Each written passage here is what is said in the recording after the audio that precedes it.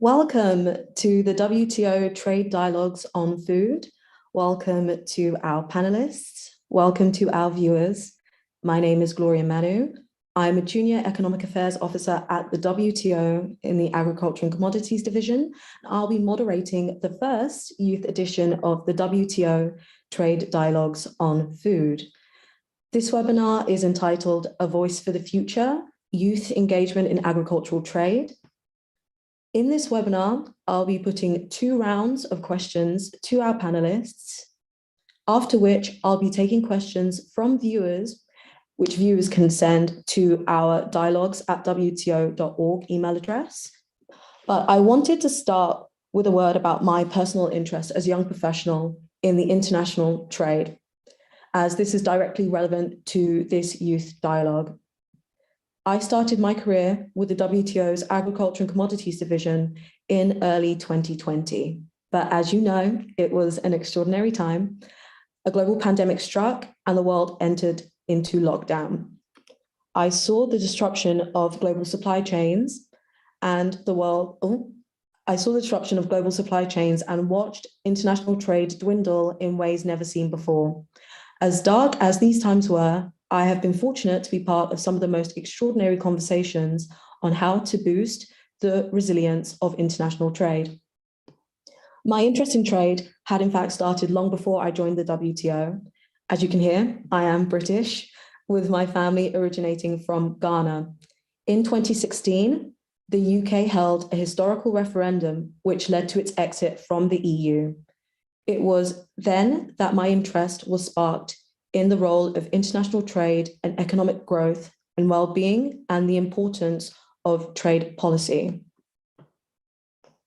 Many conversations on trade, as viewers know, had underpinned the Brexit debate. International trade in food is critical for youth in multiple ways. It creates jobs for young farmers and workers in the agri-food industry, and therefore generates incomes and raises standards of living. In doing so, it helps address the massive problem of youth unemployment and stems the tide of rural-urban migration. The agricultural sector is, of course, the largest employer of people in the world, but despite this, youth participation in the sector is declining. International trade in food also leads to better global food security and nutrition, as it allows food to travel from parts of the world in food surplus to parts of the world in deficit. This allows children and the young to not be deprived of safe and nutritious foods.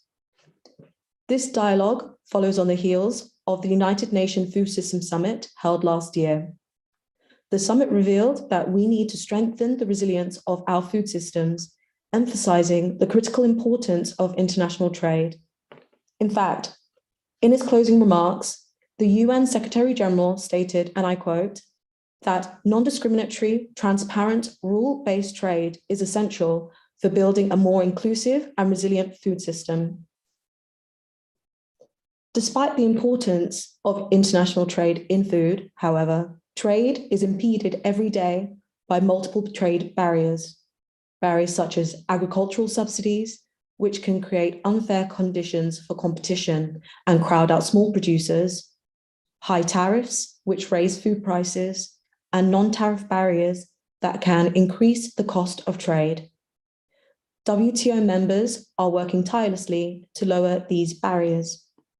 However, for young people, there are additional obstacles that limit our participation in agricultural trade.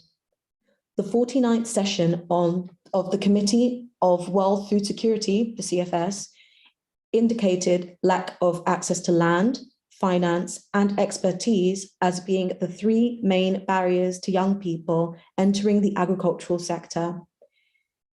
This, in its new report entitled Promoting Youth Engagement and Employment in Agriculture and Food Systems.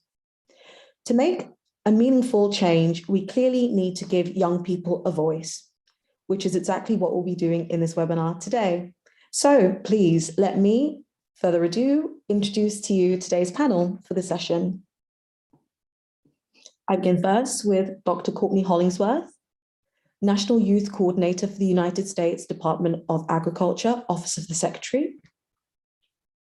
Claire Sterngold, Youth Entrepreneurship Community Manager at the International Trade Center, ITC. Luciano Lohman, Board Member of the Youth Alliance of Zero Hunger and Chairman of the Nuffield, Brazil International Farming Scholars Association. Helen Giassi, Agribusiness Project Officer at the Netherlands African Business Council.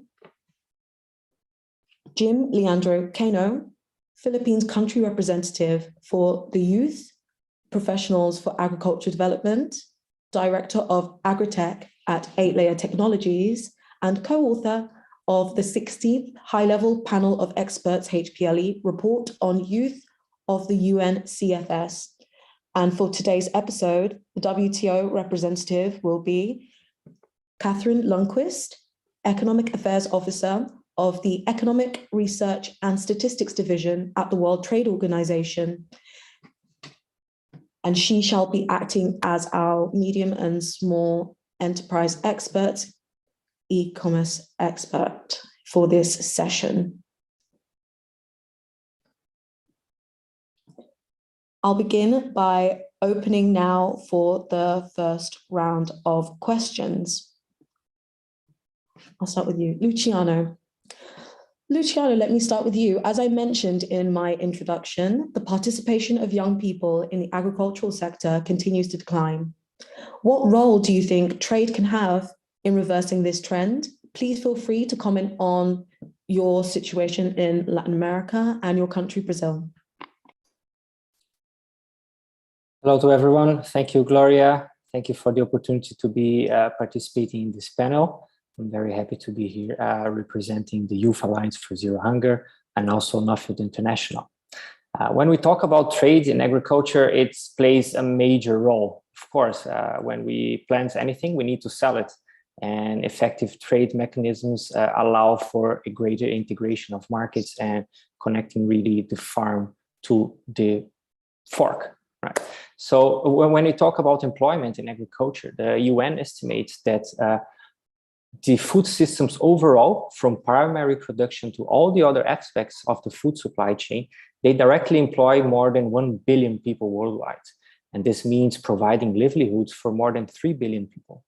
And agriculture is therefore, of course, also a major employer of youth, from the agricultural primary production to trade, to processing, to retail marketing, development and production of agricultural inputs such as seeds and fertilizers, all kinds of technology that surround the agricultural production. And these food systems and agriculture, even though they are the biggest employer of young people worldwide, particularly in the global south, they still fail to provide decent work conditions for a large proportion of young people. So usually agriculture is not an easy job. And people, especially young people, they want to have good wages, good working conditions. They look for economically rewarding, intellectually stimulating, and meaningful careers. So creating opportunities for young people require a significant distribution of resources towards sustainable, inclusive, healthy, and climate-resilient food systems.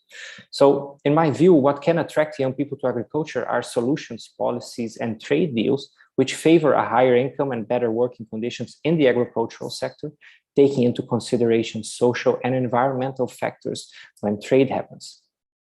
When we have good and fair trade mechanisms in place, an open market for better flow of produce, be it commodity or niche products, and when we have an effective trade of inputs, a good flow of technology, you tend to generate more opportunities. You tend to generate more wealth and improve working conditions in the agricultural sector, and therefore being more attractive for young people to be involved in it. Yeah? So having the possibility to make a decent living from it. So when I look at a bigger scale, the problem today is not only to produce and to distribute food, but also paying appropriately for food. And so when I look at trade and agriculture, I suggest we can analyze it from different perspectives. There's the perspective of the finished product trade. We also have the trade of everything that involves the agricultural sector and food systems. So looking at the finished products trade, both on a local and international level, they tend to be a little bit different. On a local level, many times youth-led initiatives are being responsible for bridging the gap between farm and city. And this was very latent. Was a huge food access problem, and young people and youth-led initiatives were responsible for very creative solutions to bridging these gaps. On an international level, when we have a more open, accessible, and integrated trade market for finished products, it means, in general, more money and thus more opportunities to provide a better paying jobs in agriculture. And when we consider new technologies, market platforms, and more efficient distribution chains, it allows for a greater integrations of producers and consumers. So these new channels, they support the flow and trade of very specific and niche products, which would otherwise not be able to be commercialized only on a local level, for example. So there are several new opportunities that are arising for the sale and the trade of different agricultural products, which are not only commodities. And when we speak about diversification and niche, many times we're talking about youth, new creative ideas of new products, of new ways of working. So youth are very much involved in this. When we look at the agricultural input trade and everything that surrounds agriculture, since machinery, seed, technology, inputs like defensives, or even technology like sensors. And so when we have this efficient trade of everything that surrounds agriculture, it's super crucial for its development, because technology attracts young people. When we have a very vibrant and open technology market surrounding the agriculture, which aims to improve efficiency of agricultural processes, this attracts people, young people consequently as well, because when we are working to improve the efficiencies of agricultural processes, we are definitely working in favor of a more environmentally friendly activity. We're working in favor of the environment. So this also attracts youth. Myself, as an example, since the age of 25, I work applying technology in Brazil, which has been developed in Europe. So we buy it, we adapt it, and we sell it in Brazil. So an efficient trade of technology in this case has allowed me to run a company for almost 10 years. Today, we employ more than 15 people who can all be considered youth. So trade in this aspect has created opportunities also for development of new businesses and the creation of jobs which are oriented for youth. So when governments support the development of incubators, digital tools, market niches, as well as certification and price premium programs like for agroecological, fair trade, organic, denomination of origin, and other ecological and animal welfare oriented programs, it will substantially attract youth to engage with sustainable food supply chains.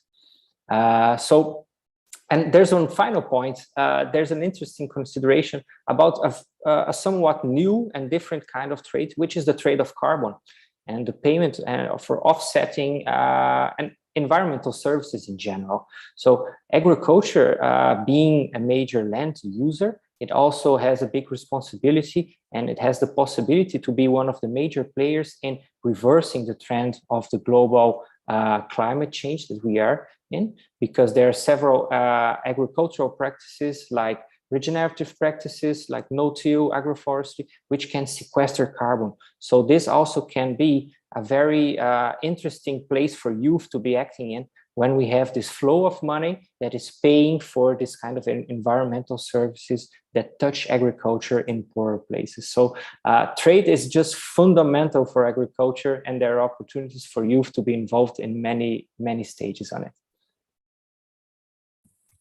Thank you so much.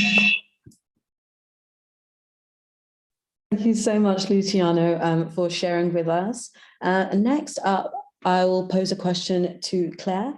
Claire, the YE Youth Entrepreneurship Community online platform is designed to help entrepreneurs to connect with resources, tools, mentorship, and opportunities.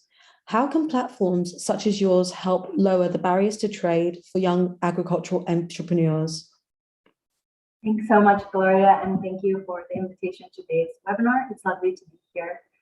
Just for some background for everyone who's not familiar with the International Trade Center, we are the joint agency of the United Nations and the WTO. Within the ITC, I work within the Youth and Trade program, where we specifically support aspiring youth entrepreneurs and active youth entrepreneurs, as well as business support organizations like hubs and incubators to better serve youth on the ground, and supporting youth directly through the Yay Community platform, which I'll be talking more about today.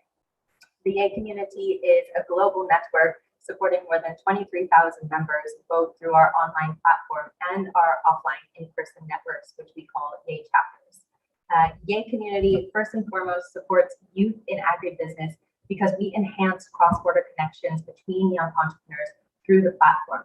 With Yay Community, young entrepreneurs are able to share best practices, gain inspiration from one another, and engage in peer-to-peer learning through the platform and the Yay chapters.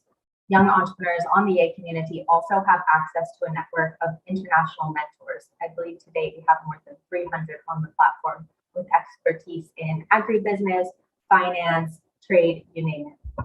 And these experts can, of course, provide insights to young entrepreneurs, young agri-entrepreneurs on proper drying techniques, for example, how to address post-harvest losses, and which markets to target internationally. And through joining Yay, youth entrepreneurs can seek out and connect with these experts directly that can help make their businesses more efficient. Yay mentors can also connect youth entrepreneurs to their networks, of course, that's a key part of mentorship, to enhance north-south linkages and even facilitate contact with potential overseas buyers. One such example is a Yay entrepreneur named Mechi Ama, based in Cameroon, who runs a natural hair products company, all leveraging the goods of local smallholder farmers. And she was connected to a mentor in the United States who runs a cosmetics company and was able to work with Mechi on how to tailor her offering to target niche markets that are interested in organic, Black and natural products. With Yay Community, young entrepreneurs can also tap into a number of webinars and e-learning courses provided by the International Trade Center on topics that can help them in scaling their agri-ventures. Another such example is our series we did on sustainability, conducted last year, which shed light on how youth entrepreneurs can leverage various voluntary sustainability standards to enter certain markets and carve out niches for their products. On the platform, we also offer a curated selection of ITC's e-learning courses, which are relevant for young entrepreneurs, such as considering export markets, that can help youth agripreneurs think global. Yay Community doesn't just help agripreneurs online, it also supports them offline through these in-person networks called Yay chapters. Right now, we have 18 chapters in 16 countries. And through these Yay chapters, we work directly with local BSOs, such as hubs, incubators, and accelerators, to carry out engagements that address the needs of youth in that specific context. And these engagements are actually driven by the BSO and a youth representative called the Yay Advisor. And through these Yay chapters, we connect youth to local mentors and offer expert-led workshops, connections to various partners on the ground, and trainings that cater specifically to the needs of youth in that section. One example of how the Yay chapters further enhances the reach of the Yay community and lowering barriers to trade for agripreneurs is through these linkages and connections to local insights. My fellow panelist today, Helen Giassi, was actually part of one such webinar that we hosted through our Yay chapter in Rwanda, where we collaborated with the Netherlands Africa Business Council, and we talked about venturing into agribusiness for youth entrepreneurs. The purpose of this webinar was to expose young and aspiring entrepreneurs to the various opportunities in the agribusiness value chains and to identify the potential entry points, because as Luciano mentioned, many people think about agriculture as just farming, and we need to make it sexy to get more youth engagement. And this webinar sought to expose the various entry points that agribusiness is more than just working in the field. This webinar also featured a young entrepreneur named Peter Enriquero, and he was able to actually speak about his experience in Rwanda as an agripreneur, working with smallholder farmers to educate them on proper practices and connecting them with markets. So young entrepreneurs could actually ask one of their peers directly how his business operates, and this further inspires and connects youth entrepreneurs to one another. This theme of connectivity for overcoming barriers to trade, I think, is essential. And these types of engagements are important because they provide a local example of someone who's engaging in entrepreneurship successfully, someone who they can inspire to follow. And they also provide a space for dialogue and connectivity between an expert and youth, which is critical to overcoming challenges and hurdles in agriculture. By organizing these types of engagements, the YA community encourages more youth to enter into agribusiness, as well as enhancing knowledge around what agribusiness actually looks like in practice, and by exposing youth to various entry points within the value chain. It's important today that youth entrepreneurs understand that agribusiness is more than just farming, as I mentioned. And it's important that we connect them to these experts, both locally and internationally, for insights, for coaching, and for trainings that can help them really to overcome these barriers to trade in agriculture. Thank you so much for your contributions, Claire. And next, I'll move on to Courtney. Courtney, in your current role, how do you encourage and facilitate the participation of youth in agricultural trade?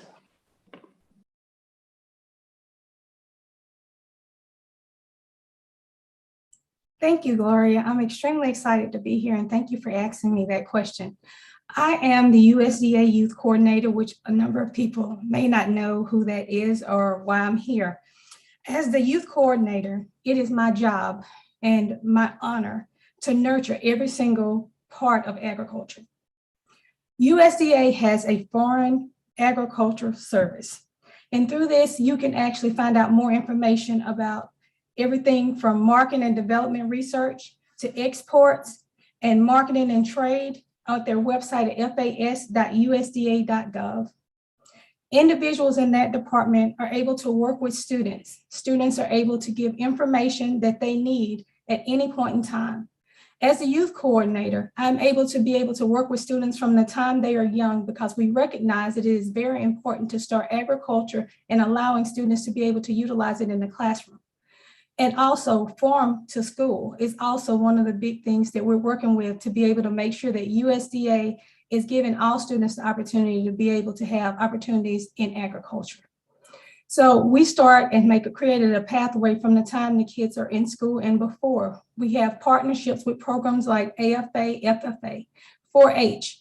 We work with small programs that are also in the community, and we set it up so that students will be able to have the opportunities that they need.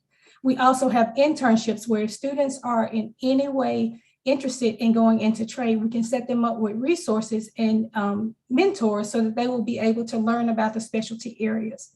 It is very important that we allow all the students everywhere to be able to have the opportunity to work with us, and being able to give them the opportunity to be able to better their community.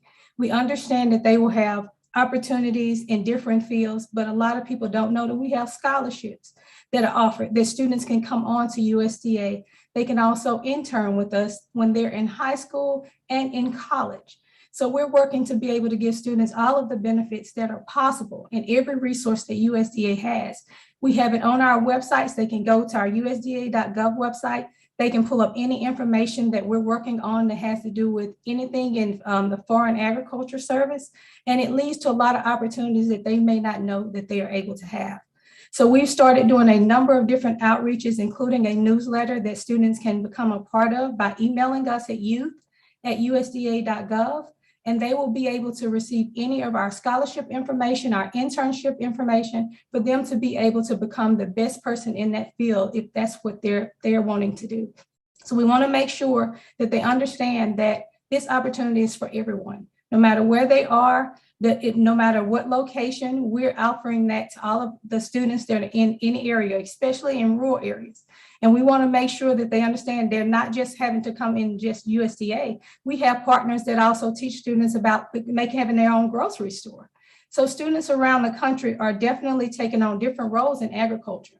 And as USDA, we're actually leading the way to make sure that the next generation is our focus, and we're giving them all of the opportunities that are available to them. Thank you so much, Courtney, especially for providing us with actual email addresses where young people can actually contact you guys at USDA directly and apply for these scholarships. It's very, very helpful to know that, just in case there are some young people listening now, they have a direct way to reach out to you guys and access those resources. And now I'm going to pose a question to Helen. Helen, the African Continental Free Trade Agreement entered into force on the 1st of January 2021. The agreement aims to lower trade barriers and facilitate trade within the African continent. what are the main benefits of agreements such as the ACFTA to African agribusiness and young entrepreneurs?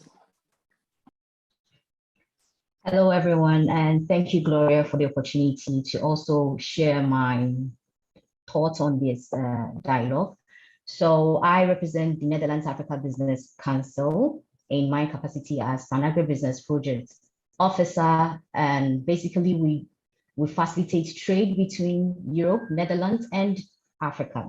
So we've been able to focus mainly on agriculture, IT, water, sanitation, energy as well.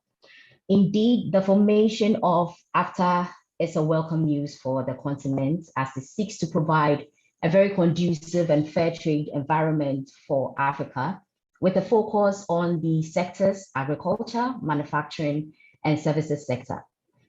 Irrespective of the low trade interactions amongst African countries, which stands at 17%, partly due to border conflicts, insecurities, over-reliance on raw material exports, and high tariffs, the AFTA already opens up opportunities for Africa, with the biggest beneficiaries being the youth. Gloria, you did mention in your opening remarks that international trade has great impact on the youth in improving the standards of living for young persons, which I agree totally. Africa is home to a fast-growing young population under 30 years, and also home to 60% of the world's arable land, making it a win-win for both young entrepreneurs and agribusinesses to take advantage of in this agreement. AFTA provides a lot of benefits, and for young entrepreneurs, it opens up new markets through economy of scale by accessing cheaper means of production, accessing a wider consumer base for their products as well. Likewise, for agribusinesses, having access to lower cost of materials sourced from other African countries goes a long way. With tariffs and non-tariff barriers removed, there definitely will be an increase in incomes for these businesses. Again, innovations in product diversification through value addition brings about quite a lot of benefit for both agribusinesses and young entrepreneurs. The trade bloc already is stimulating the Made in Africa agenda that seeks to promote the youth in Africa to add value to raw materials. And actually, this has seen quite a rise in small, medium enterprises across the continent, definitely being led by youth entrepreneurs and female entrepreneurs as well. A clear example in my home country, Ghana, is the 57 Chocolates Company that is adding value to Ghana's cocoa with their homegrown and home manufactured chocolates exporting to the rest of the world. Other benefits also opens up avenues for entrepreneurs and agribusinesses to access African experts through the transfer of skills and knowledge across the African countries, opening up the possibilities for one to give it their skills and expertise across the continent, also decreasing unemployment gap that is also quite a challenge in Africa. In my last example for these benefits, a huge challenge for most agribusinesses and youth entrepreneurs is the challenge of access and finance for their businesses.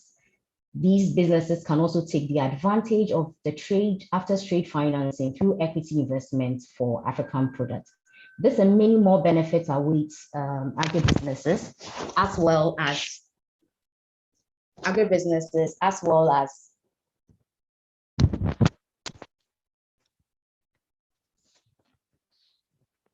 Sorry, can you hear me, please? We can still hear you. All right, thank you. So this and many more benefits await agribusinesses and young entrepreneurs. With this, it's also very crucial for young entrepreneurs to take advantage of the many information being provided on AFTA to harness these opportunities in this trade area. Thank you. Thank you so much, Helen. And I really do look forward to seeing the impact that agreements such as the AFTA can have on the continent, and especially to young people. I, like yourself, I'm also Ghanaian, so it will be really nice to see the opportunities for development in the country too as time goes on. Okay, so now we'll move on to Jim. Jim, young people are needed to modernize the agricultural sector. Jim, you are a young agri-tech entrepreneur in this space. How can new technology be used to facilitate agricultural trade?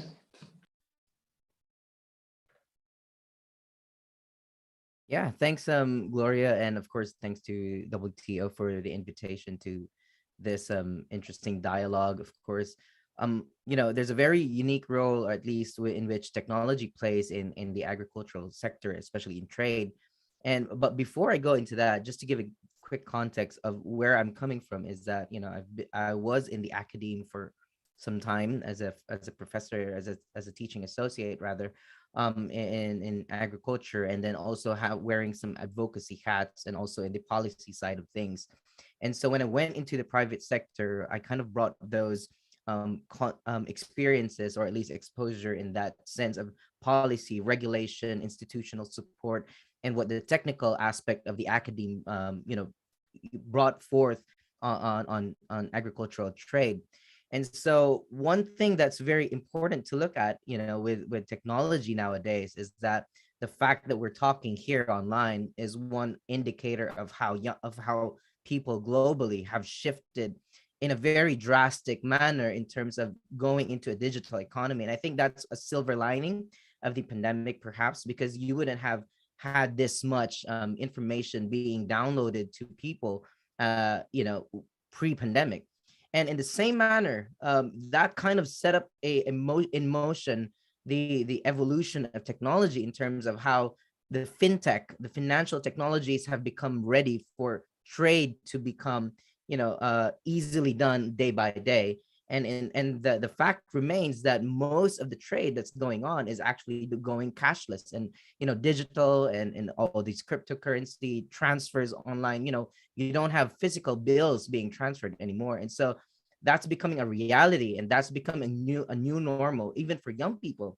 And so when young people saw that opportunity, there's that creativity that came out, where young people were just somehow engulfed in social media before. They've now seen another aspect to technology in which young people can come in. And so the spaces where I really work in terms of digital agriculture has been more on e-commerce. So one of the companies that I work with is an e-commerce platform for agricultural inputs, just because many of the farmers in our country, in the Philippines, they look for a specific type of input, but they can't find it in their nearby markets. And so they tend to just go with what's available in the stores. And so we wanted to, stop gap that kind of gap rather, in terms of accessing inputs. In the same manner, we've also had a consultancy service with a team of different agricultural experts that we've done, we've done drone mapping, and we've already done, farm planning using drones, and that which really helped in putting the lay of the land and understanding how to put the components that the client is looking for. And these are companies that I'm working with, contemporaries of my age, and you could say these are really youth driven. The hat I wear at 8-Layer Technologies is really focused on in the farm management solution that we're working on, and also a traceability system. And so the traceability system, we've partnered with GS1 Philippines, which many of you would know. GS1 Global is the organization that issues the barcodes for all the different products that you see on the shelves in supermarkets and all that. And so what we've partnered with GS1 Philippines to work on the traceability system for agricultural products, just because we see that there is a lot of food safety issues and regulatory issues that fall down the lines across the value chain, just because there is no transparency in the food system. And so establishing a traceability system allows us to see where food is coming from, what the carbon footprint is, where the logistics are going into, and all that. And this is something that us young people are driving, and this is something that's really interesting for young people. And so even on a personal level, I also have my own other business that creates virtual tours. I established that company right before the pandemic. And so this was December 2019. I put up shop of a virtual tour business because I do real estate brokering as well, and I do farm planning. And so I went into the farm tourism spaces in the Philippines. And I told them, okay, it's time to create virtual tours for your farm because, not everybody can go physically to your farm. And they're like, no, we don't see the need for that. And then the pandemic happened. And then everybody was just, okay, we need to do virtual stuff, right? And so there's that shift that happened, and technology allows us to go into spaces that have never been gone into, because it allows us to do this kinds of entrepreneurial activities. And so what I've done with the business, of course, is that because I can't go out and shoot as well, the virtual tours, I've gone into 3D modeling of virtual environments and allowed scientific conferences last year to do poster presentations, on a virtual space. And so these are technologies that are coming out in different ways, and young people have the capacity to just absorb the skills needed to implement these. And I think that's where young people's creativity, the innovative mind, the risk taking comes in. The way that they're seeing this with technology is that there are a lot of opportunities available out there. And I think there's a huge opportunity for young people to really come in and take that role, take leadership in that space of agricultural trade, using technologies that's even emerging and being developed right now.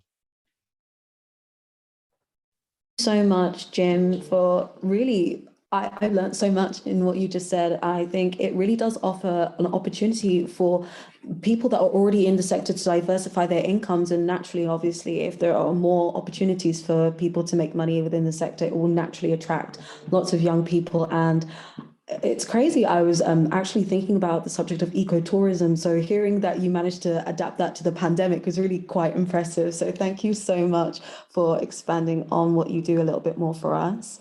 And now to close out the first round of questions, I'm going to move on to Catherine, our WTO representative for this episode. So Catherine, in many territories, it is feared that the increased competition that results from trade liberalization can have a negative impact on medium and small-sized enterprises. What policies can members implement to mitigate these effects and to support young entrepreneurs? Thank you, Gloria, and thank you so much for inviting me to be here. It's really been fascinating to listen to the colleagues as well.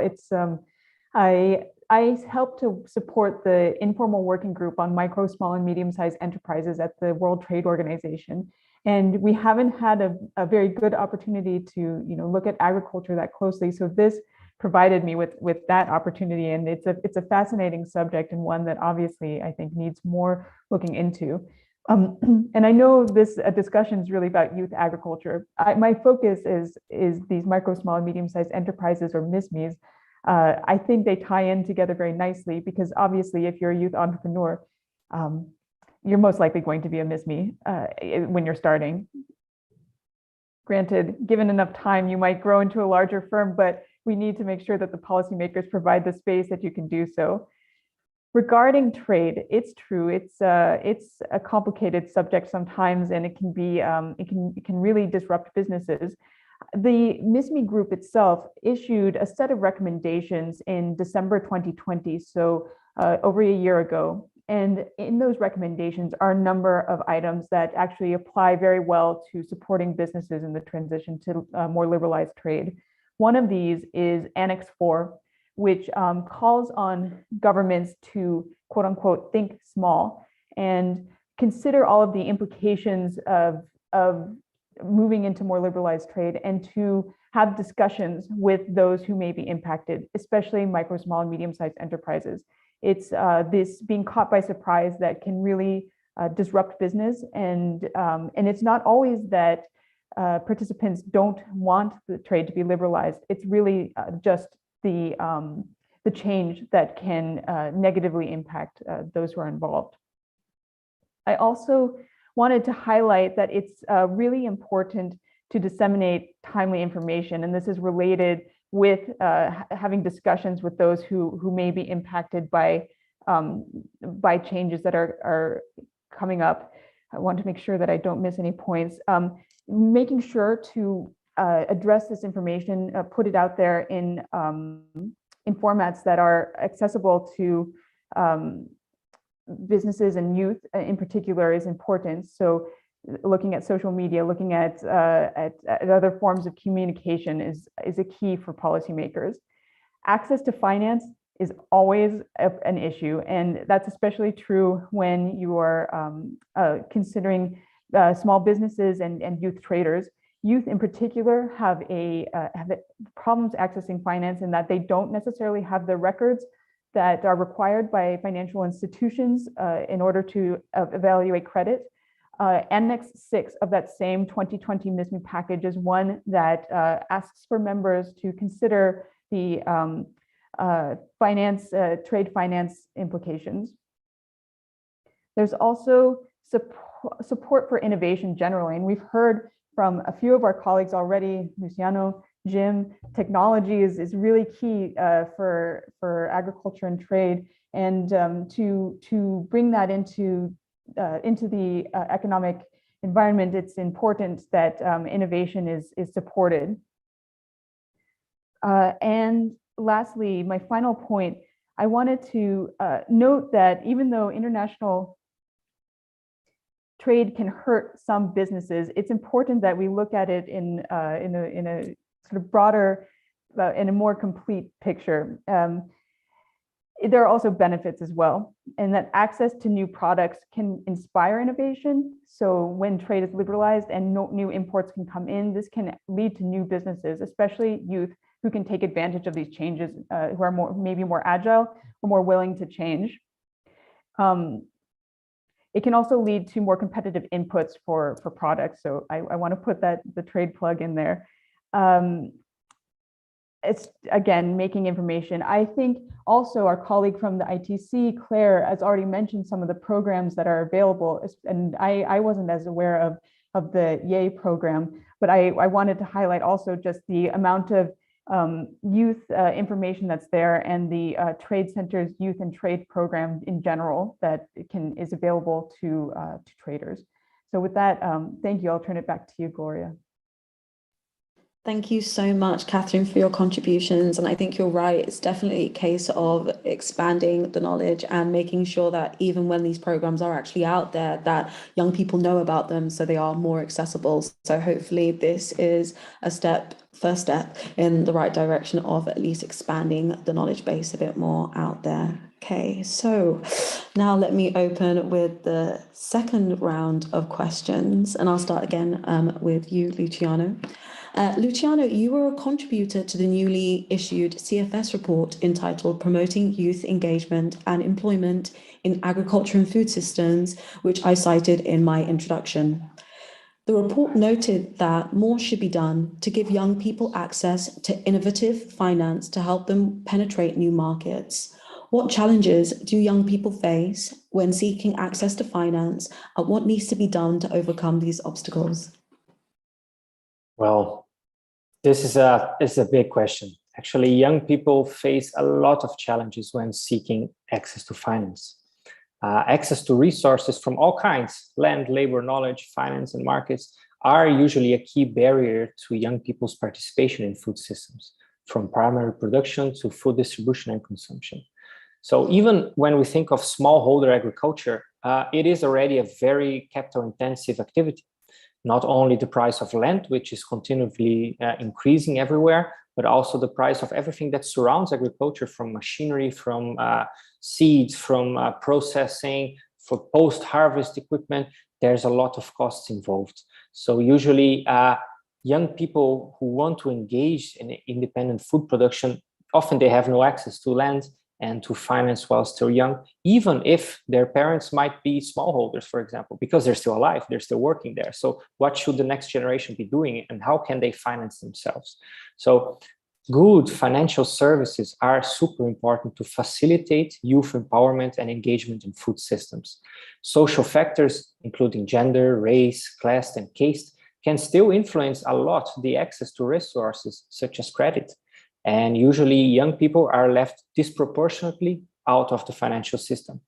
So youth encounter various barriers to access finance, and this comes for a series of reasons. Of course, they have already a limited experience with dealing with such financial institutions and transactions. Youth are often considered by banks to be risky clients. They have no credit history, they have no collaterals, they have no previous land ownership. And therefore, even an IFAD study of 2014, it showed that rural youth farmers, over 70% of them reported access to finance as being their most significant challenge. So we need to think outside of the box, and we need to promote financial services that include a look to youth and to the newer generation who wants to engage in agriculture. So for example, financial products that not require a fixed collateral are more suitable for young people who have fewer assets.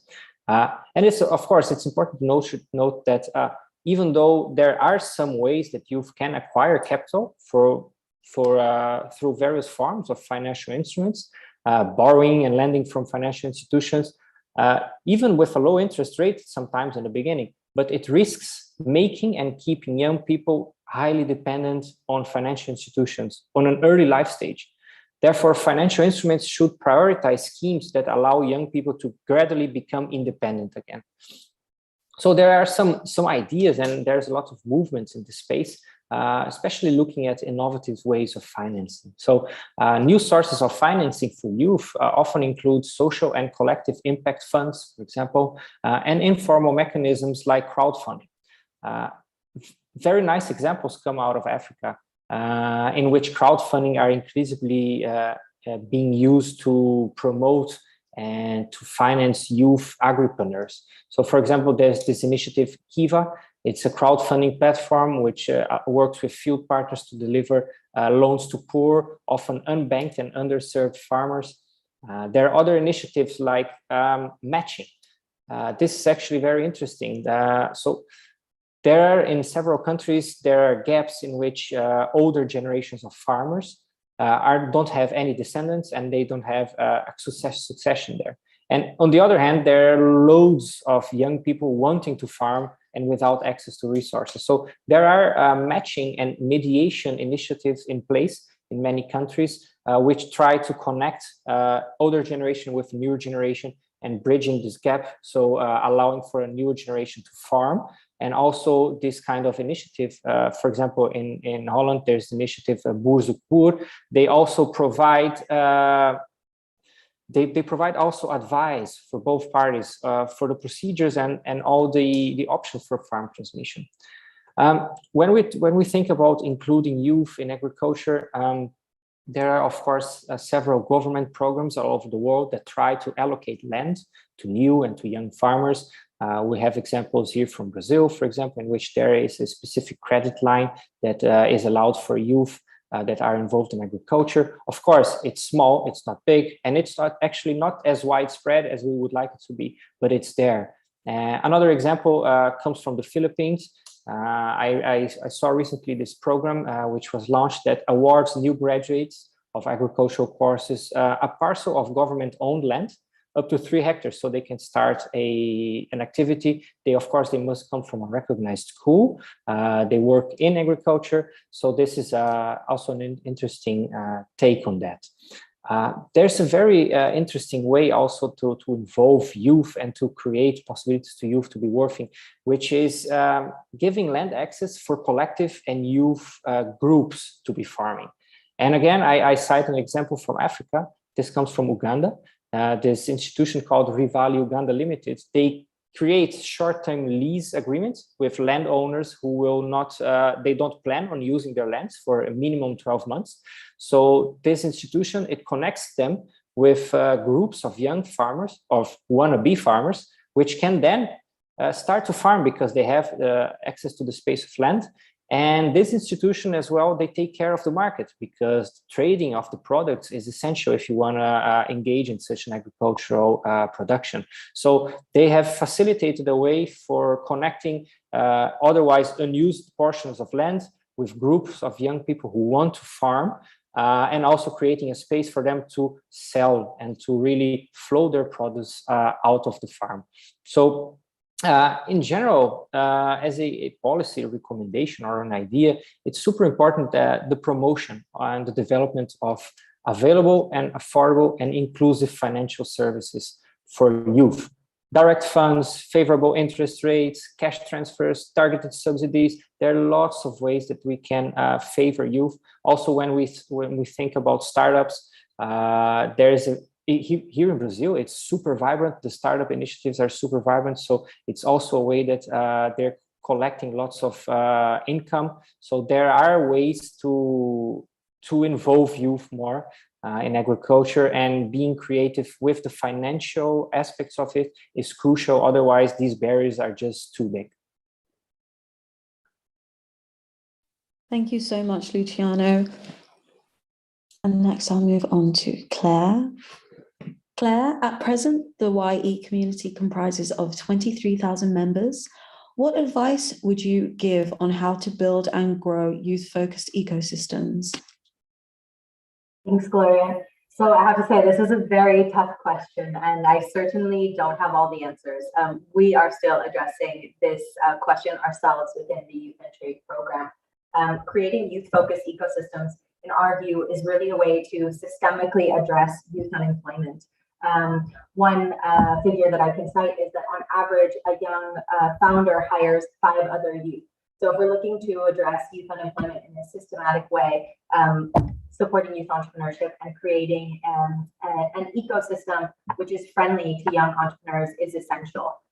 When it comes to building youth-focused ecosystems, there are some key areas that we at ITC have identified, but fostering community like we do on the Yay Community platform is essential, as well as giving youth a voice and enhancing network connections between different players to spur collaboration is critical.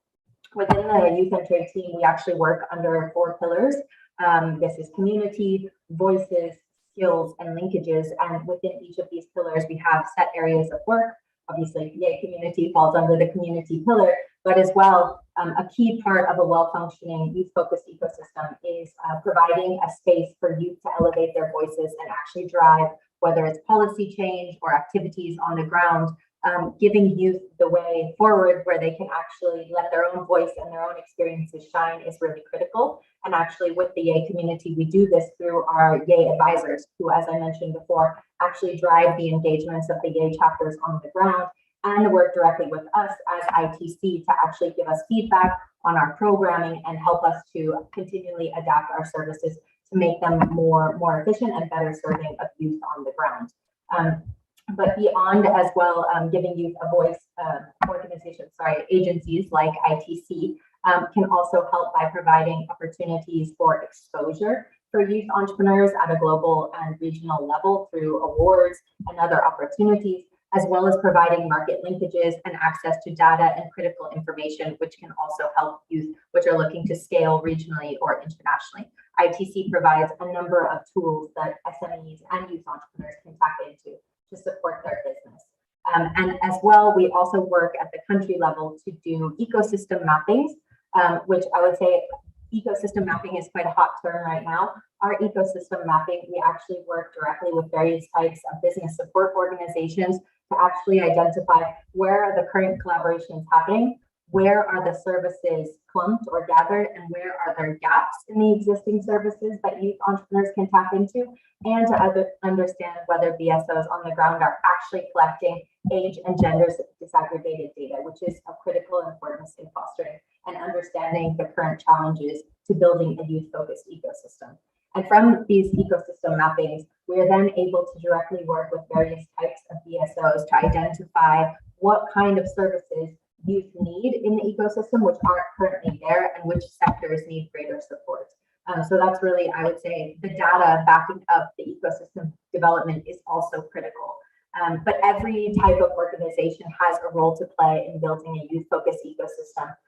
Universities that provide entrepreneurship programs can really help at that very early stage in fostering the entrepreneurial mindset. Government also, of course, has a critical role to play in building a friendly environment for business. This can include incentive schemes for youth-led ventures, digitizing of services for business registration to make it easier to incorporate or setting up a database of the existing support services to ensure that youth entrepreneurs know there's a one-stop shop where they can go to see all the types of services available to them in that ecosystem. And of course, as Luciano and others have mentioned, funding is critical to a well-functioning youth-focused ecosystem.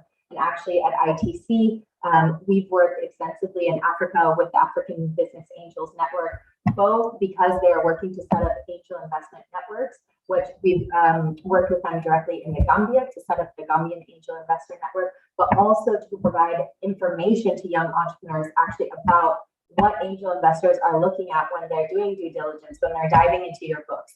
And so to, again, bridge this gap between the information that experts have and the knowledge that young entrepreneurs possess. And then, of course, banks have a critical role to play in providing funds to youth-led SMEs. This is a tough nut to crack and something that the EA community has been struggling with for a very long time. But definitely providing access to finance is critical. And again, to reference the youth empowerment program that ITC runs in the Gambia, we've rolled out a micro loans and mini grant scheme there to provide funding at this early stage of business of entrepreneurship. And then, of course, the EA community also has a role to play in providing this international platform, where various types of players can come, exchange knowledge, learn, and further facilitate these cross-border interactions. And an example is that through the EA community platform, we have a hubs network, which is currently home to more than 400 various types of ESOs from around the world, where we provide, of course, webinars with trainings on how to run various types of programs, such as a virtual incubation program, but also as a way to share best practices between hubs and to further create connections between, for example, a hub working in Uganda and one working in the Philippines. So all these kind of connections are critical, but I would say in building a youth-focused ecosystem, various stakeholders have to be communicating. They have to understand who is providing what at each part of the entrepreneurial journey. And that takes a lot of time. And ITC also plays a critical role in ensuring that that information is accessible and trying to facilitate those linkages between partners.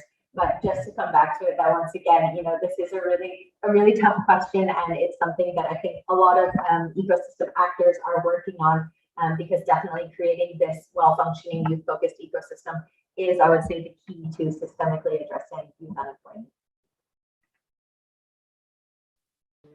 Thank you so much, Claire. And again, thank you so much also for going in detail about how ecosystems actually work. I hadn't heard the term ecosystem mapping actually until just now. So that was incredibly useful, and I guess a great way for different actors to efficiently allocate resources in those instances. So thank you so much for going in detail on that point.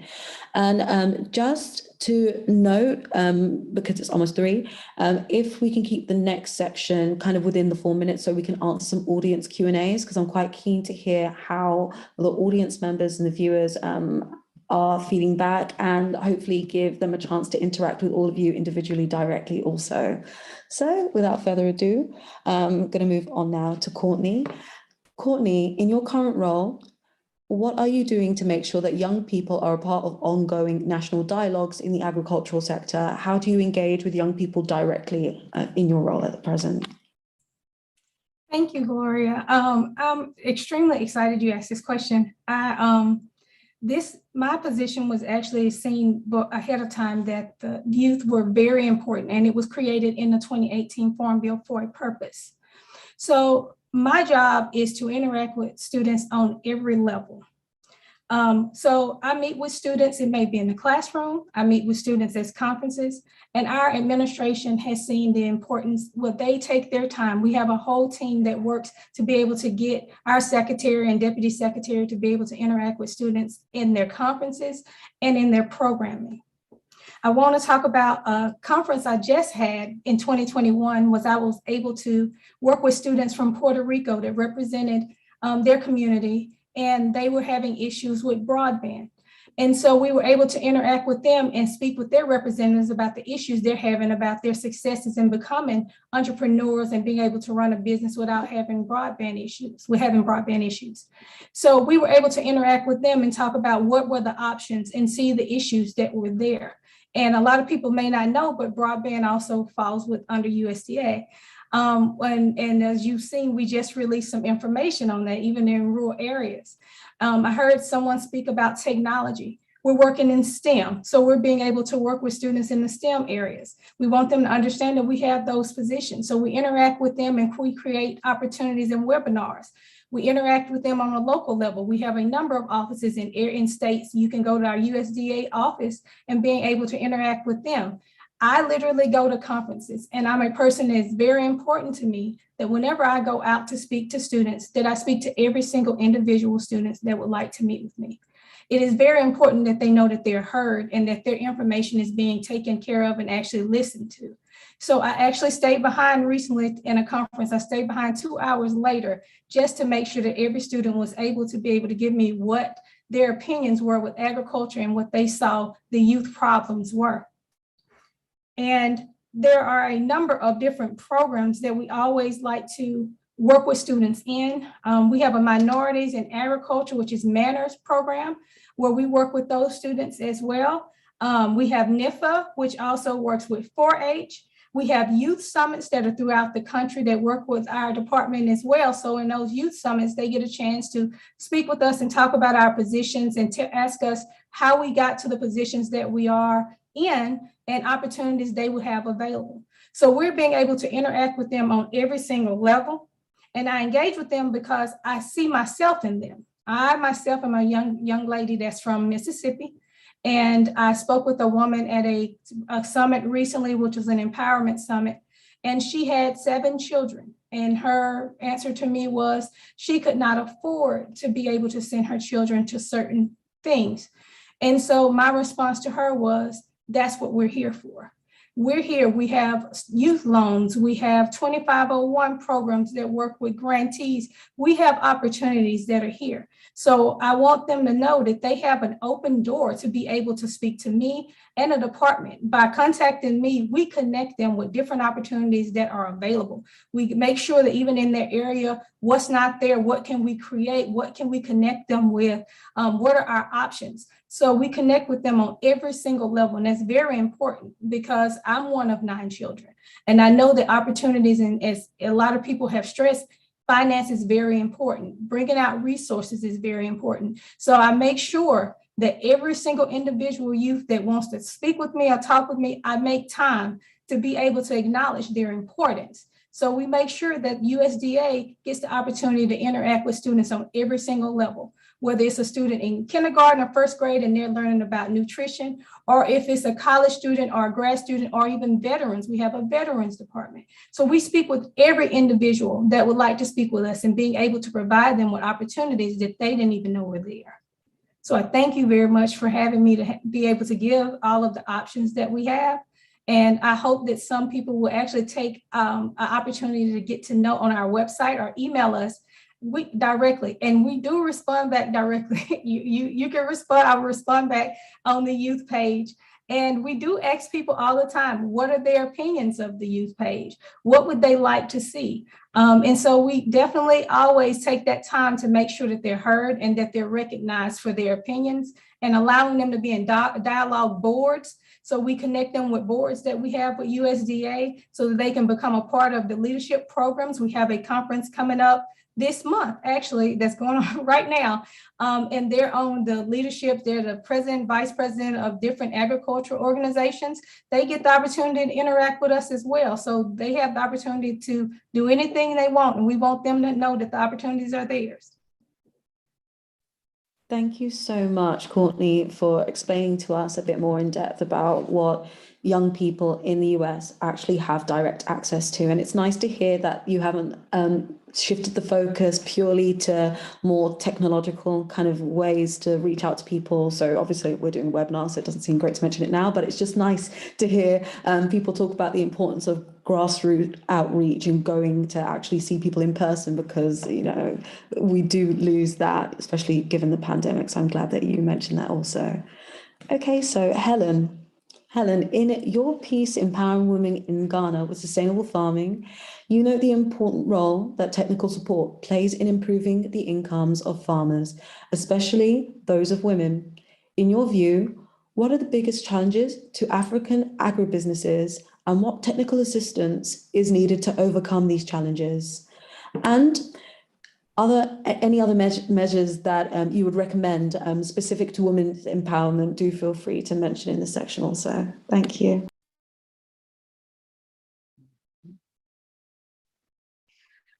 Thank you, Gloria. As I earlier mentioned in my first submission, and it's also being highlighted by my other panelists, the biggest challenge of African agribusiness to develop sustainably are both finance and capacity building. Capacity building in terms of access to technologies, access to lands, and access to skills. And in order to overcome these challenges, it is needed that we have a collective response from different actors within the sector, from governments to policymakers to educators to advocates. We all need to have a collective response to this. As much as assistance is needed, it's more seen in policies, by strengthening policies that tend to protect agribusinesses through fair market pricing, a competitive trade financing, improving infrastructures, and the provision of better incentives to be able to overcome these challenges in Africa agribusiness. And this has also been highlighted well during Luciano's speech. For us in developing countries, women are the backbone of our economy. And I'm very particular about this subject that has been more or less highlighted in my article for women agribusiness in Ghana. For women in our economies, they are our backbone in that they provide us contribution, they provide us with high contributions in businesses, in entrepreneurial works, and also in agricultural labor. But however, the challenges I mentioned earlier, although it cuts across all sectors, it's more profound for women in that we have limited access to finance, sometimes low or no operational capital, and also having issues with land ownership rights. But at least with my experience working with women cooperatives in Ghana, Dodowa, I have seen what empowerment can offer women in agribusiness. Just by adding adding innovations to cereal production, I saw firsthand that women are able to increase incomes, and thereby they were able to also venture into and invest into other capitals or ventures. It's very necessary that we put women's empowerment at the core of all of our policies. We can do that by providing equal opportunities for women through deliberate, targeted policies. We need to also promote financial inclusivity, giving women freedom to also access loans. Education is very important, and mentorship from other women leaders. So I'm so happy Polly mentioned that she is available to offer any kind of support to the youth and as well as women. In addition, we also need to provide equal access to opportunities in different sectors. I'm happy to know that in my country, Development Involved provides mentorship for young females who are interested in tech. In Nigeria, we have the Flying Doctors Nigeria that has also shown that women can also thrive in different sectors, in health, in aviation, engineering. All these are possibilities for us women. And I believe that with these provisions, it will go a long way to empower women, not just in Africa, but the whole world. Thank you. Thank you so much for your contributions, Helen. Jim, how can young people be empowered to make agricultural trade more sustainable? Young people represent the future of agriculture and tend to be more environmentally aware than previous generations. So I'm sure you have a lot to contribute on this topic. Thanks, Gloria. And I love how my colleagues have actually kind of laid the foundation to what I was going to say about this question, really, and that I start off with the 4 pillars that we wrote in the HLPE report, which is we look at youth engagement and youth empowerment, having 4 pillars of agency, rights, equity, and recognition. And I love how Courtney mentioned that young people have to be heard, and we have to be deliberate, and we have to be intentional in doing that and putting it out and implementing that in the programs that we provide. And that's very crucial, because when we say young people being empowered, there has to be that conducive environment. And it's not just an environment of having, financial opportunities, but it also goes hand in hand with the institutional mechanisms, the policies in play, the communities of practice that are there, that provide that way and facilitate for all these things to happen. And so for us, when we talk about young people being empowered to trade in a sustainable way in agriculture, it's really kind of paving that road.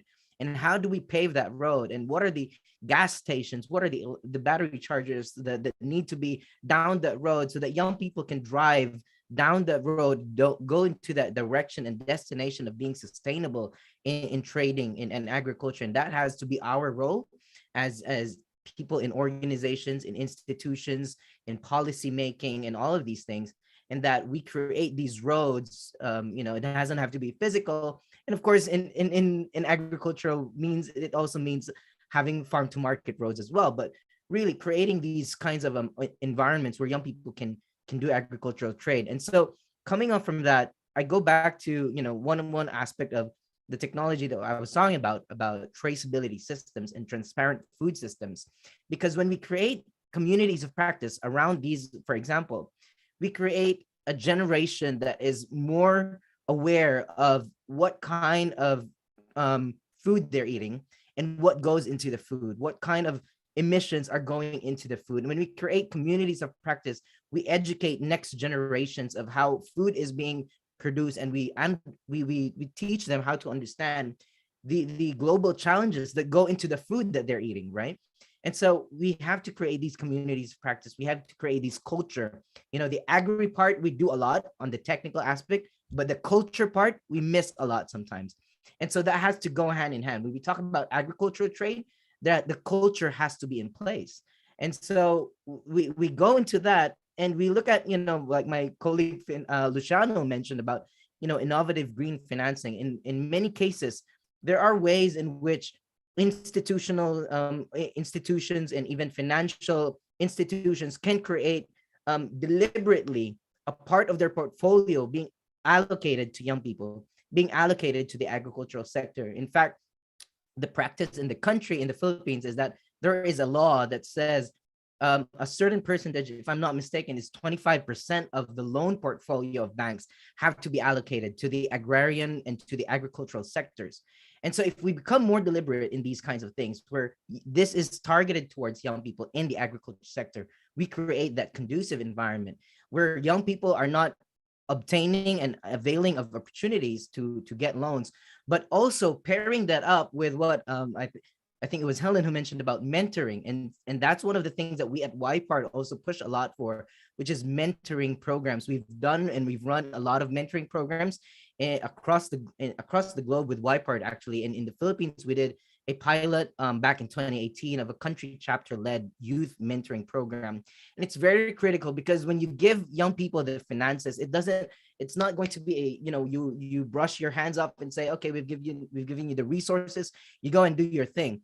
You have to have that support mechanism where young people have access to also get to ask mentors, to ask people who've gone there before already, to know more about what are the ins and outs of the industry of trade specifically, especially now in the context of trading sustainably. And so mentoring is very crucial in that road down on how young people can trade sustainably in agriculture. And when we do that, I feel like sustainability and resilience go hand in hand. And so when we create these conducive environments, we allow for young people to thrive in an environment where they're not only sustainable, but they're also resilient to shocks. The fact that we're here right now is that we see that how resilient the food systems are, at least in some forms, against the pandemic. And we've also seen where the gaps are in terms of where the food systems are not so resilient. And I think that's where we have to drive the discussions forward, where we have to drive the policies and the mechanisms towards into creating that road for young people. And so with that, I think it's really crucial also for young people to connect with one another, There's a huge space for young people to engage with each other, like the ecosystems that I think it was Claire who mentioned about it.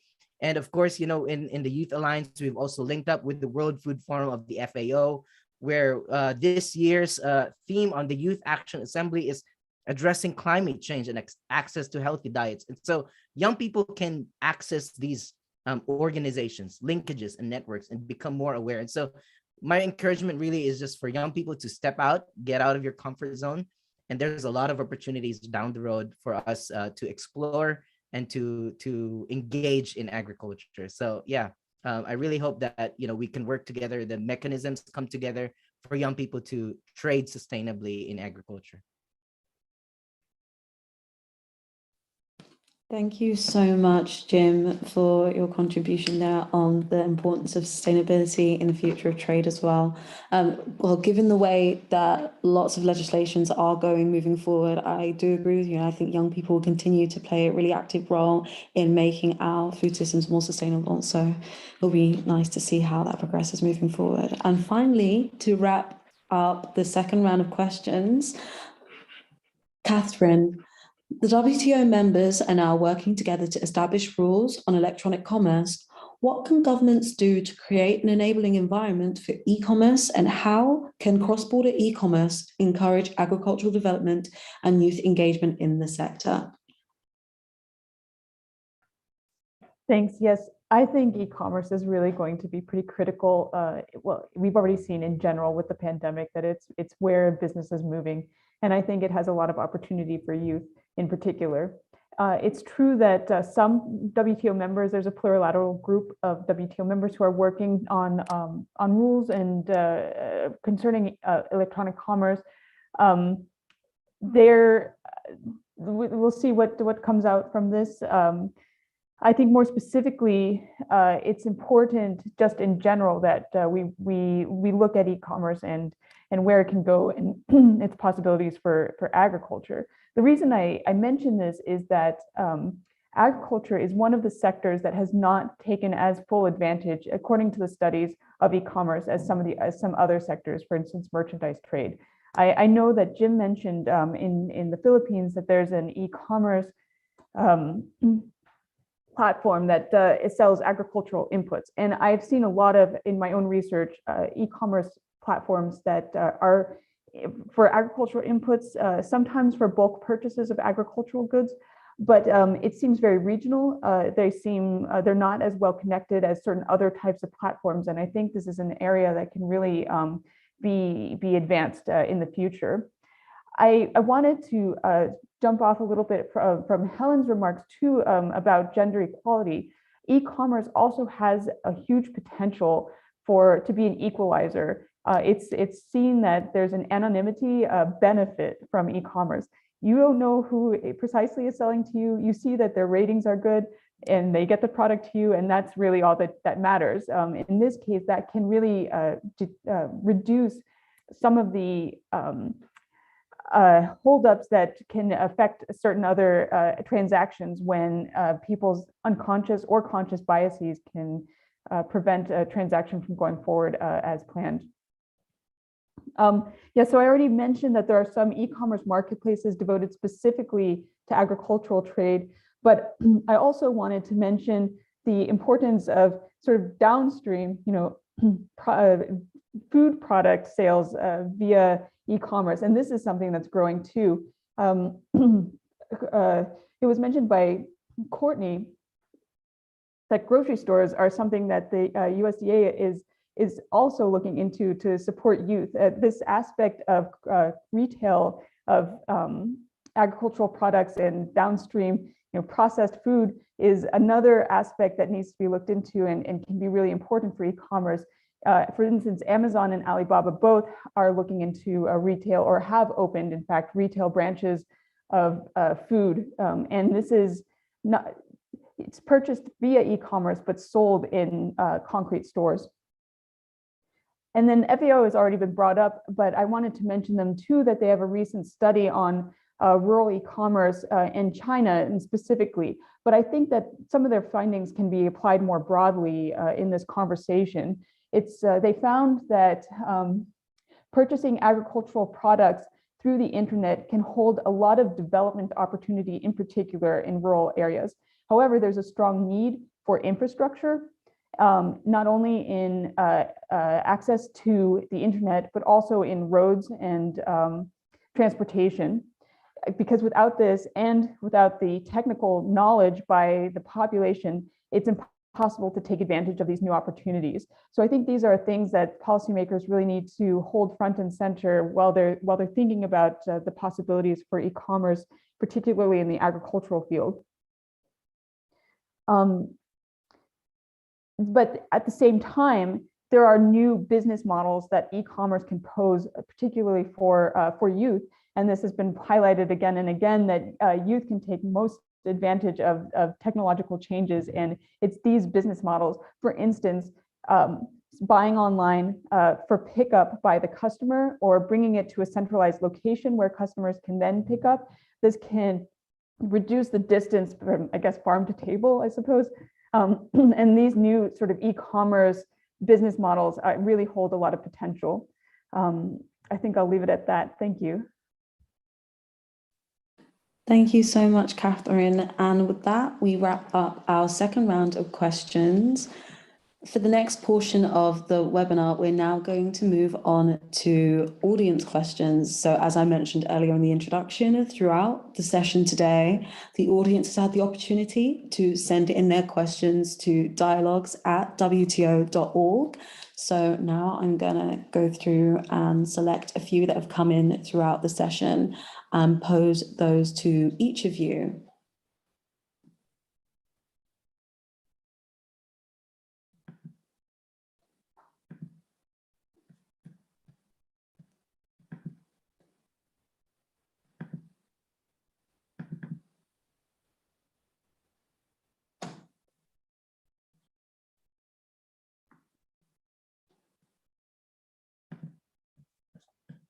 Okay, and to start again, just to keep on with the order that we've got at the moment, a viewer at the moment is asking, I think it will be best to pose this probably to you, Luciano. What were the principal recommendations made in the FAO's promoting youth engagement and employment in agricultural food systems? I think that probably came in because we referenced it throughout the session a few times, and they just want to know some direct recommendations. If you do remember any, do feel free to share.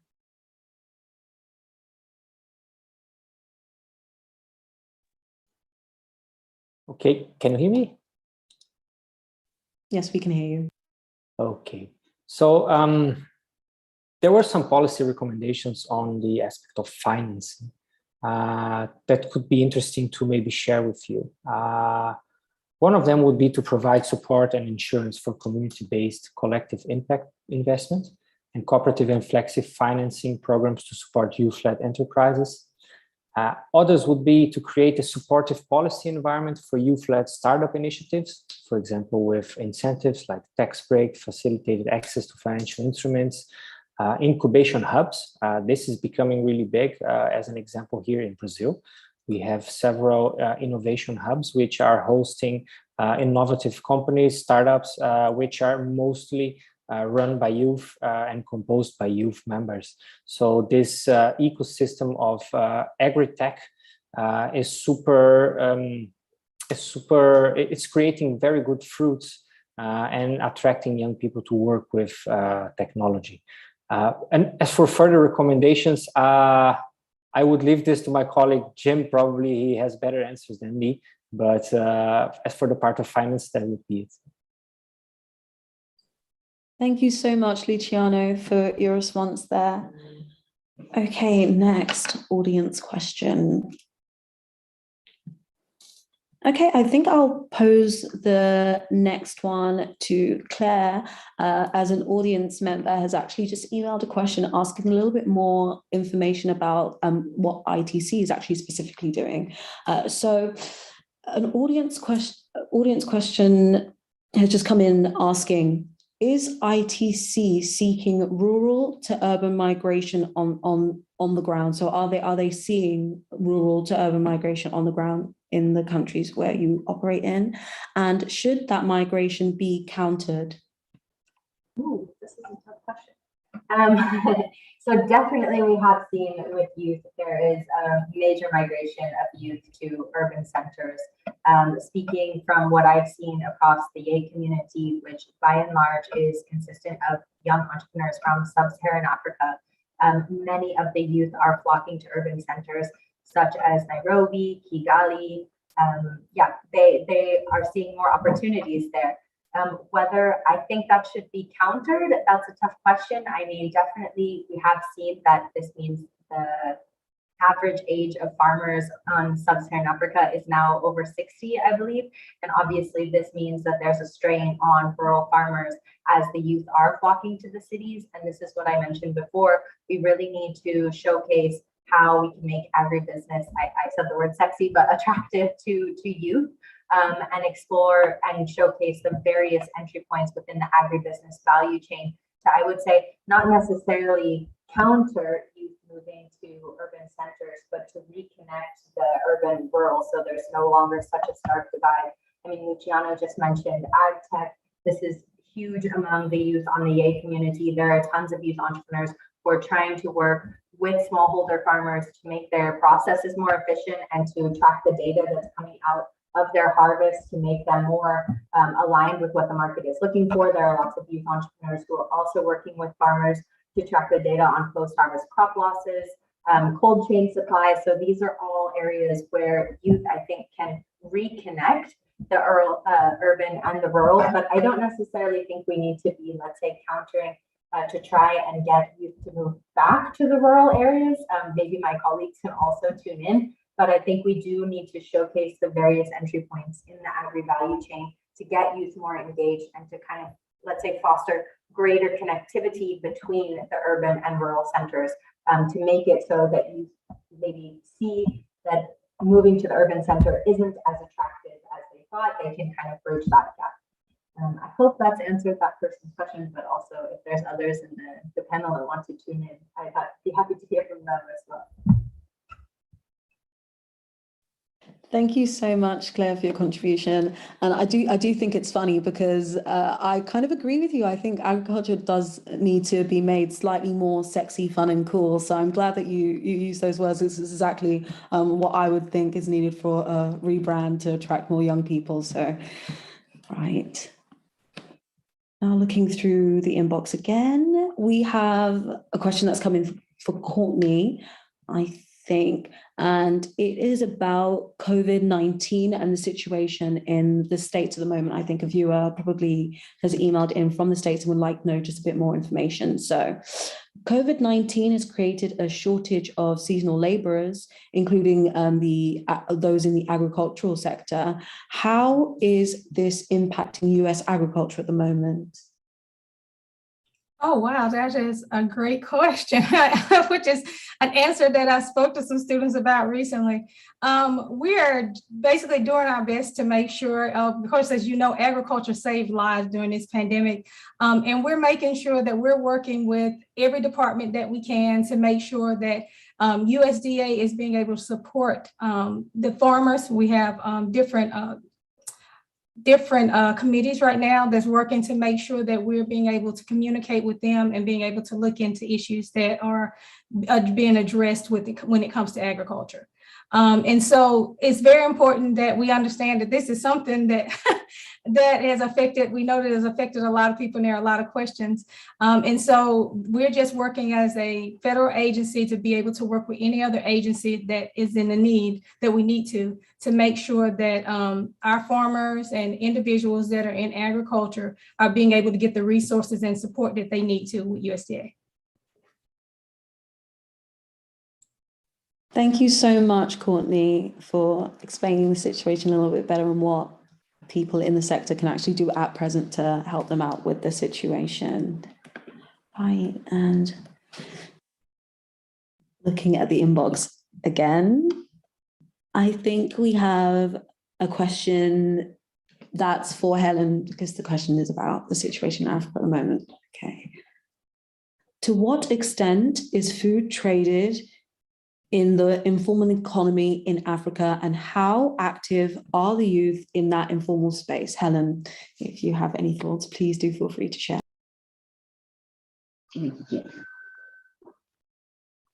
Yes, indeed.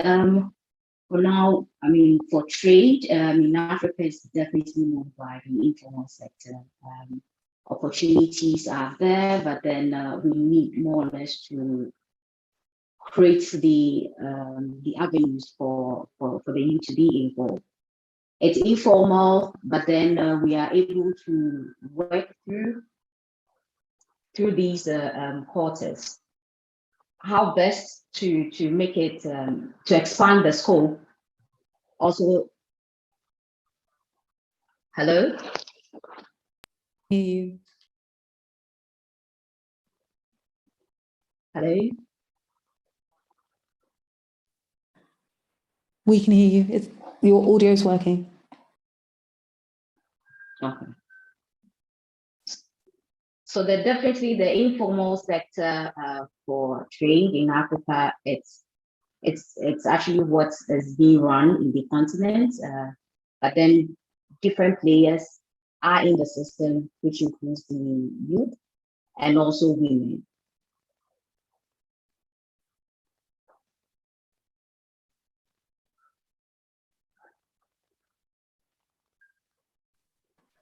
Hello, Helen.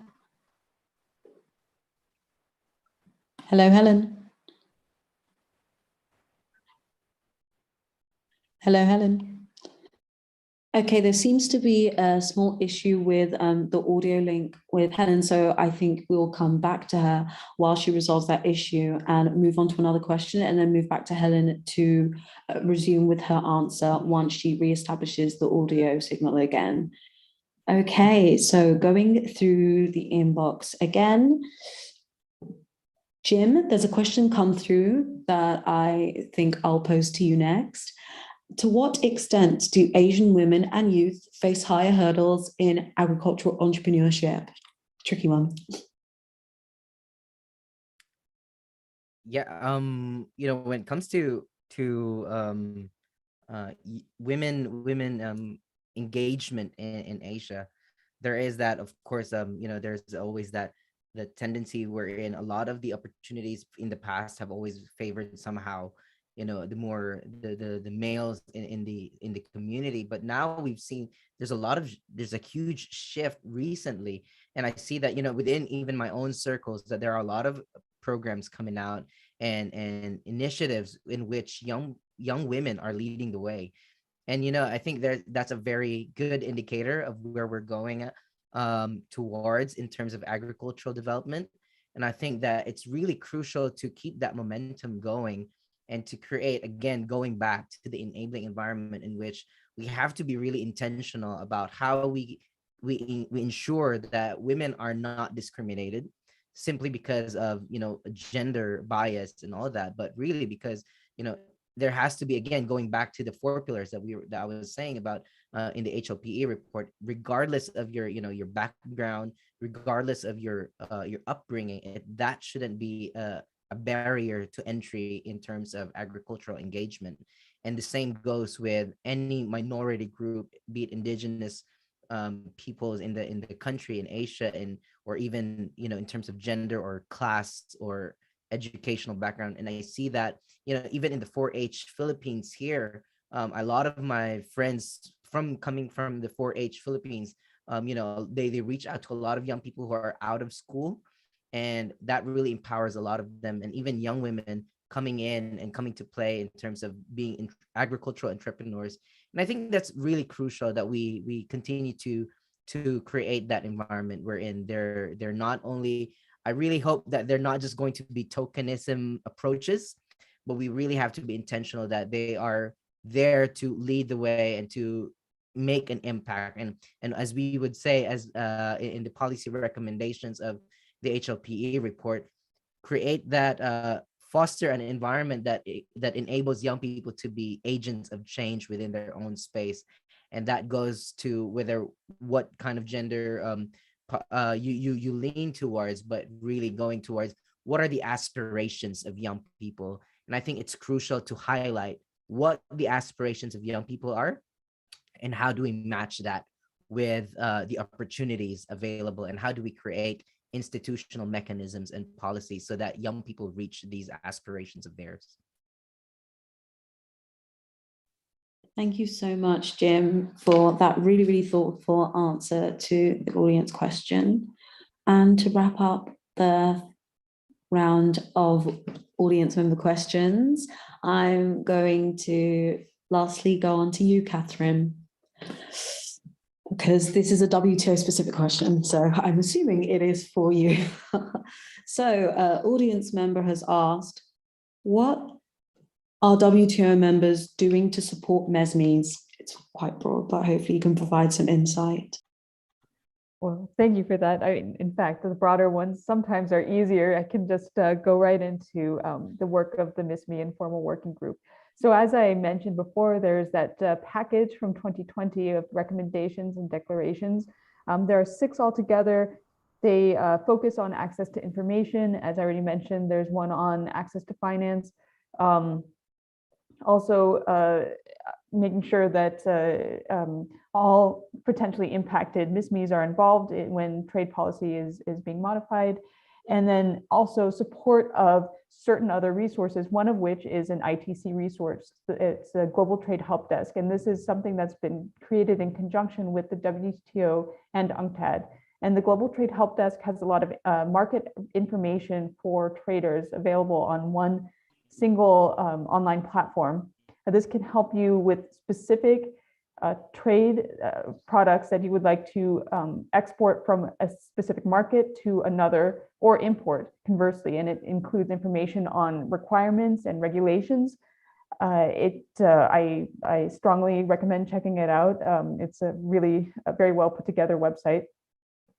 The MISME group also recently, and it has a lot of information on agricultural trade in particular, which, as anybody who has tried to trade agricultural products knows, there are a lot of regulations like sanitary and phytosanitary, other trade and tariffs are applied to specific products.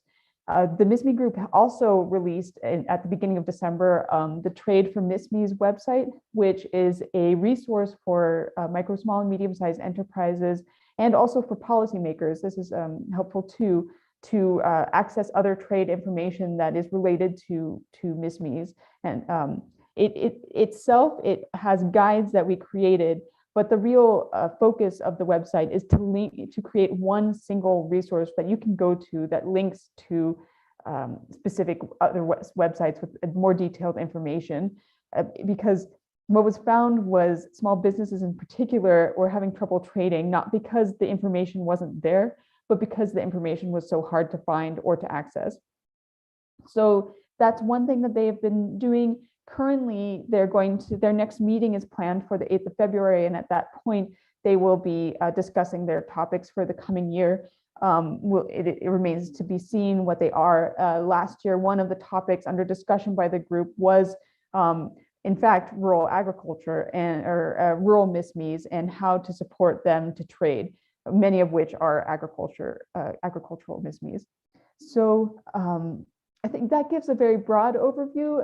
It's a very active group that tries to put out concrete outcomes and really appreciates having input from the private sector. And please reach out to me if you have any interest in letting the group know of topics that they should be focused on, particularly youth and agriculture, as this is not something that has come up before. Thank you so much, Catherine, for giving such a succinct overview of all the work that the MESMEs group are doing at the moment within the WTO. It really is handy that you're able to kind of whip through all of that so succinctly. I'm really impressed because I also learned a lot hearing you talk just then. So with that, I'm going to wrap up not only the audience member questions, which thank you again, everyone who did email in, but I'm going to now close the webinar session. Thank you so much to all that have managed to, I see that Helen has actually managed to rejoin the feed. I might try and repose the question to Helen just so she has an opportunity to finish her answer to the initial audience question, because I'm sure the person who did ask it would like the opportunity, if possible, for Helen to finish her response. So if you can hear us and your connection is all okay at the moment, Helen, I will repose the question to you. 1 second. Okay, so Helen, to what extent is food traded informally in the informal economy in Africa, and how active are youth in that informal space? Thank you again, Gloria, and apologies to viewers. For our trade, Africa trade is basically run by informal trade. From Nigeria to Ghana to Tanzania, the youth play active role in this trade. In this informal sector, workers create their own opportunities, but then also there is the need for government to support this sector. How best is to also formalize the operations within this sector, because from all indications, I think from the labor, from IOM, it's been shown that 70% of informal trade contributes to many economies in Africa. So I think that if government is able to formalize and support these medium-sized enterprises and trade, it will go a long way to opening up more opportunities for the African youth. I don't know if I've been able to answer it well, but if any of my panelists can also chip in to support. Thank you.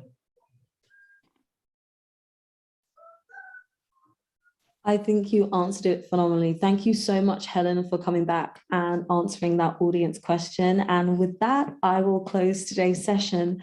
Thank you, everyone who joined the stream live on YouTube.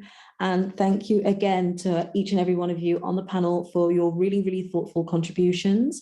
I hope that, as you guys know, this is just a first step for us at WTO, especially in the Agricultural Commodities Division, for addressing youth as a subgroup directly. I hope that this allows us to continue on and engage moving forward and continue the discussions that each of us have had, because clearly there is a lot of ground to cover and a lot of work to do. So thank you all for joining us today, and do feel free to tune in for the next episode of WTO Trade Dialogues on Food. See you. Thank you. See ya. Thank you.